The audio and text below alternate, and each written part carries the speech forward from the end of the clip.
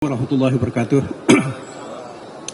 Saudara-saudara, pertama saya ingin menyampaikan terima kasih atas kehadiran kawan-kawan mencatat dan juga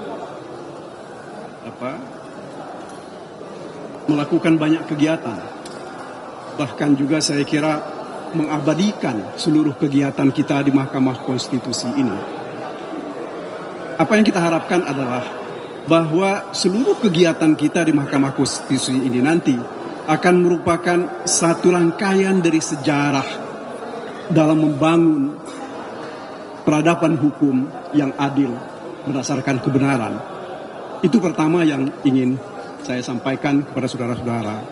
Kemudian yang kedua, saya kira tugas kita sekarang adalah mencoba untuk melihat secara baik dan nantinya mendengar secara baik apa yang akan menjadi putusan dari Mahkamah Konstitusi.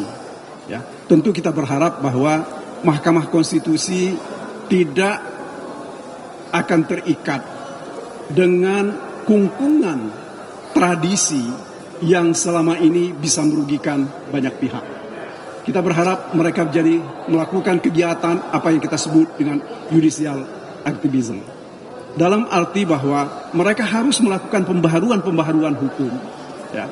Sebab saudara-saudara, dalam permohonan kami misalnya, kami sudah tunjukkan kepada Mahkamah Konstitusi di luar negeri sana, baik di negara yang menganut sistem hukum common law ataupun seperti kita, ya, civil law, mereka sudah memutuskan perkara-perkara perselisihan tentang hasil pemilihan.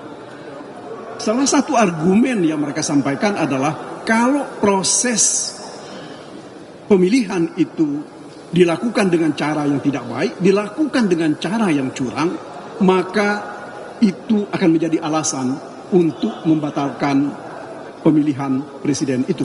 Sebab mereka beranggapan bahwa kejahatan sekecil apapun itu tetap adalah kejahatan.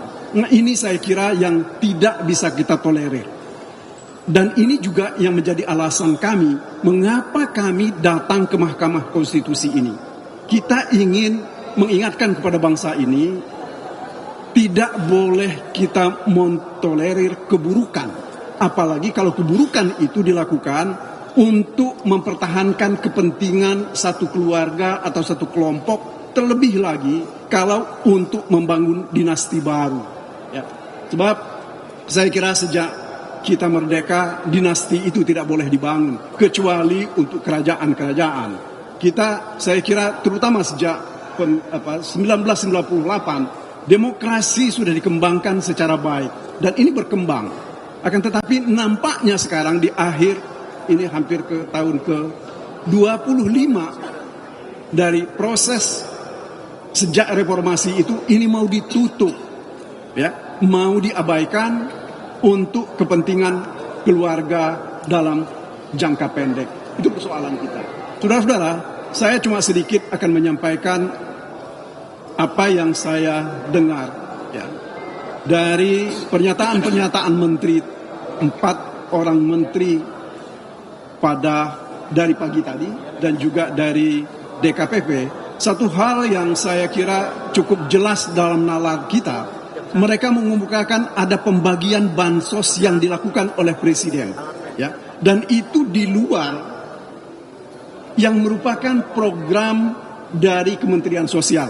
Bahkan Ibu Menteri Sosial tadi mengatakan bahwa tidak ada keterlibatan beliau atau keterkaitan beliau sebagai Menteri Sosial terhadap pembagian bansos atau apapun namanya yang dilakukan oleh presiden secara langsung. Apalagi pembagian yang dilakukan oleh presiden itu tidak didasarkan pada program yang sudah ditetapkan oleh APBN dalam programnya menteri.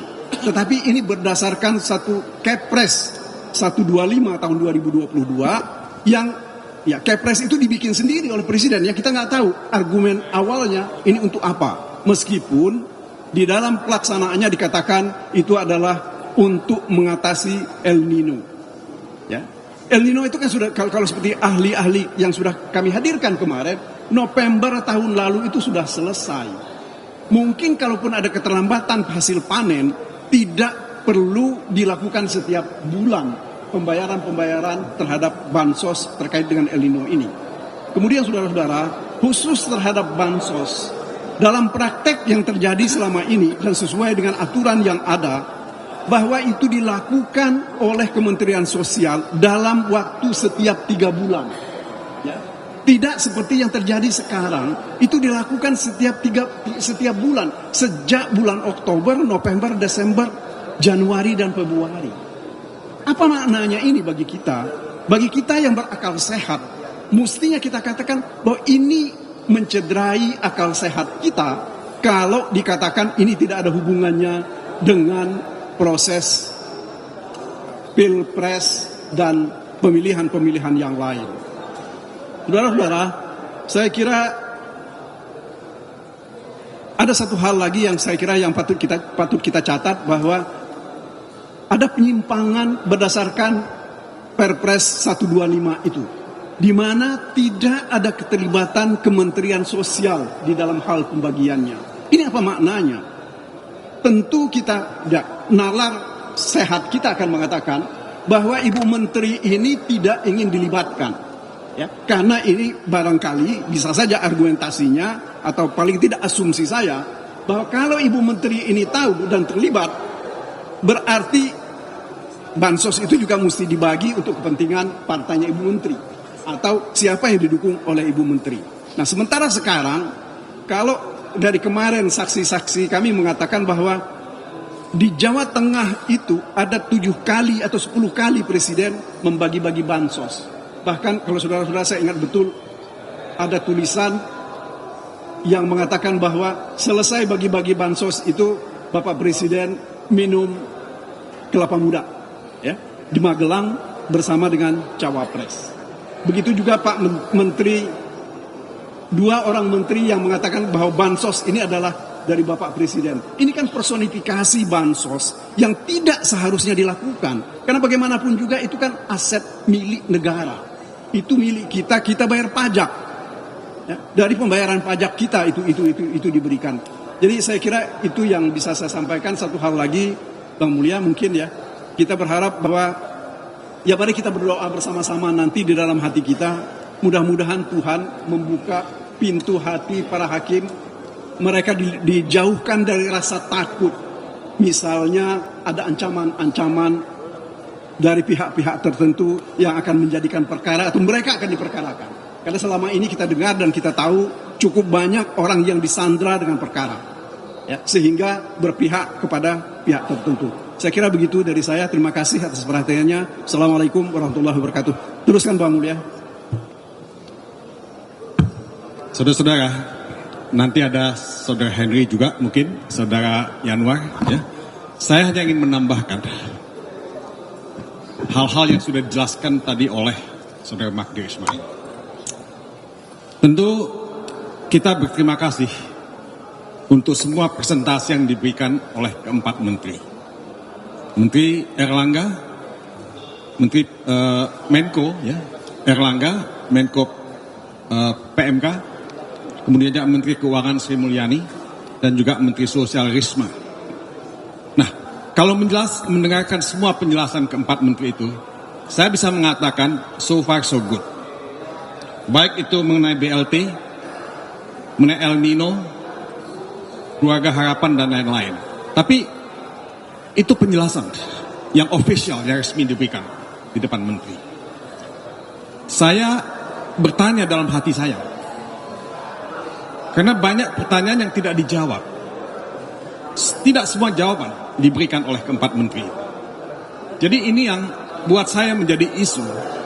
Sebab saya ini dulu wartawan. Ketika saya datang ke Jakarta, saya diajari oleh almarhum Mokhtar Lubis yang mengatakan, jangan hanya membaca apa yang ditulis, bacalah apa yang tidak ditulis. Kalau dalam bahasa Inggrisnya dikatakan, don't read ya what is printed, read what is between the lines. Di antara yang ditulis itu yang kita mesti baca. Nah, itu yang kita tidak dapat pada hari ini. Apa di balik itu?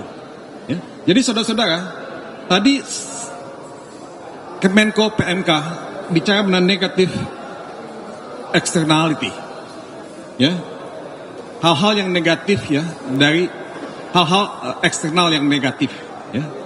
Nah, dia bilang tidak ada itu, baik itu yang disengaja maupun yang tidak bisa dihindarkan. Jadi semua program bansos itu semua jalan seperti yang direncanakan. Tapi kan kita tidak segampang itu untuk, ya, karena kita melihat kalau kita membaca dan mendengar video yang beredar, itu Menteri Menko Erlangga tadi mengatakan semuanya fine-fine aja, nggak ada masalah. Presiden dalam menjawab pertanyaan Hakim Mahkamah Konstitusi Arief Hidayat, apakah ada pesan-pesan atau ada hal-hal yang aneh? Dia bilang nggak ada sama sekali. Tapi kan dalam memori kolektif kita sebagai anak bangsa, memori kolektif kita itu tidak akan pernah hilang. Kita melihat Menko Erlangga membagi-bagikan bansos dan mengatribusikan bansos itu pada Jokowi. Dan oleh sebab itu mesti memilih anak Jokowi. Mendak Zulkifli Hasan melakukan hal yang sama, mengatakan bansos itu dari Jokowi, dan karena itu kita mesti berterima kasih kepada Gibran. Nah, itu memori kolektif kita tidak bisa dihilangkan. Itu rekam jejak digital yang Anda akan selalu simpan, baik di laptop, di handphone, maupun di back mind kita semua.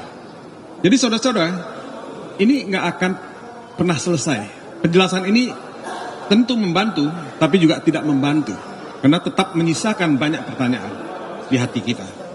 Jadi saudara-saudara, saya hanya ingin menjelaskan itu, karena buat saya politisasi bansos itu tidak selesai. Itu tetap ada dan harus dijelaskan secara tuntas, dan kita mesti melakukan perbaikan-perbaikan supaya tahun-tahun yang akan datang politisasi bansos itu tidak terjadi lagi seperti sekarang ini. Jadi saudara-saudara, ya, tinggal sekarang kita menunggu putusan MK yang akan dibuat tanggal 22 April yang akan datang. Apakah putusan MK itu akan membuat demokrasi, konstitusi, dan supremasi hukum ditegakkan? Apakah kejujuran, keadilan, pemilihan umum yang langsung, umum, bebas, rahasia, jujur, dan adil itu akan dihormati? Apakah kedaulatan rakyat akan dihormati? Ini yang kita tunggu dari MK. Saya tahu bahwa MK pasti mendapat tekanan, langsung atau tidak langsung. MK tidak hidup dalam ruang isolasi, tapi saya ingin memelihara optimisme. Saya ingin kita percaya bahwa sikap negarawan, sikap bengawan hukum, ya, dari hakim-hakim MK itu akan tetap ada, dan mereka punya komitmen untuk bangsa ini, komitmen untuk kita semua. Ini bukan persoalan menang atau kalah, ini bukan persoalan Ganjar atau Mahfud, ini bukan persoalan Magdir Ismail, Henry, saya, atau Pak Yanwar. Ini persoalan demokrasi, ini persoalan hak yang paling hakiki yang kita miliki sebagai anak bangsa. Tidak ada satu kekuatan pun yang bisa mensubversi kedaulatan suara yang kita punya, kedaulatan suara anak-anak bangsa. Jadi saya hanya ingin, ya, memelihara optimisme itu. Semoga kawan-kawan juga memelihara optimisme itu. Kita menunggu tanggal 22, ya. Semoga Tuhan memberikan yang terbaik buat kita sebagai bangsa. Mungkin itu saja yang saya ingin sampaikan. Mungkin Henry atau Pak Yanwar, silakan. Karena apa yang sudah disampaikan oleh Bang Timbul sama Magdir Ismail, saya anggap cukup. Dari saya cukup. Terima kasih. Ya, terima kasih Pak Magdir, Bang Mulya, teman-teman wartawan. Kita semua tadi sudah menyaksikan bagaimana dan mendengar bagaimana para menteri memberikan keterangan, tetapi itu terbatas pada regulasi. Kalau regulasi kita tidak bisa tutup mata, pasti dibuat sangat bagus, pasti dibuat sesuai dengan tahapan-tahapannya.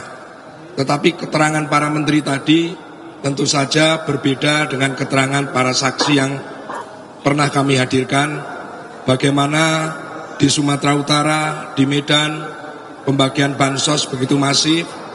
Kemudian yang lebih menyedihkan lagi, pembagian beras bansos dengan karung bertuliskan Bulog, Badan Pangan Nasional, kemudian di situ ada stiker Prabowo Gibran. Nah, itu semua tentu berbeda, kontradiktif dengan keterangan para menteri, ya.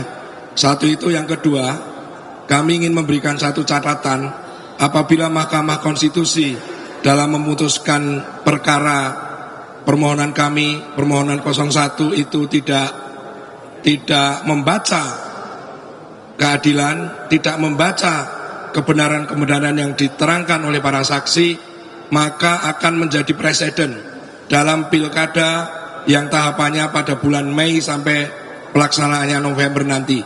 Bukan tidak mungkin pilkada nanti kita akan menemui pola-pola yang sama, kita akan menemui cara-cara yang sama seperti yang dilakukan dalam Pilpres ini.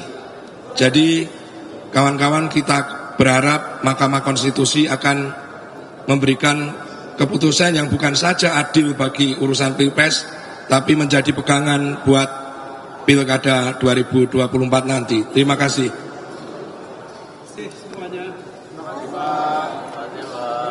Selamat Idul Fitri bagi saudara-saudara yang merayakannya. Taqabbalallahu minna wa minkum, taqabbal ya karim.